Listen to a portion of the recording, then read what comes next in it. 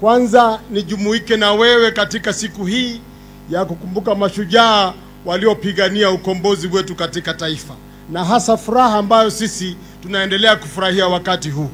Tunasema ni asante. Pili, Mheshimiwa Gavana, ni muenzi kiongozi wetu shupavu mwenda zake Raila Amolo Odinga.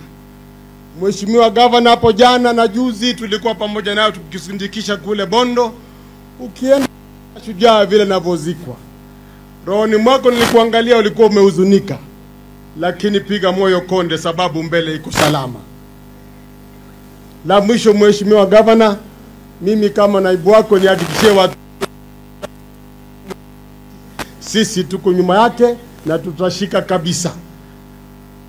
Boigo mubwate bibande ndogo twara tubwate ryogirigiya onye tubwate kura kiraroro. Mheshimiwa Gavana, juzi tu nimesema kwenye gazeti nchini Mudongo some sabu sana, Nyamira wameshika kura watu 18. Mheshimiwa, Kisii hapa mumeshika watu 26.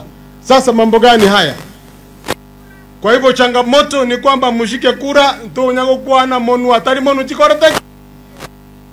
Kwa hayo machache Mheshimiwa, nisipoteze wakati, kwa heshima kubwa niulize wale wako ndani humo kwenye hema na wale tusimame tukualike ukuje utubie watu wako.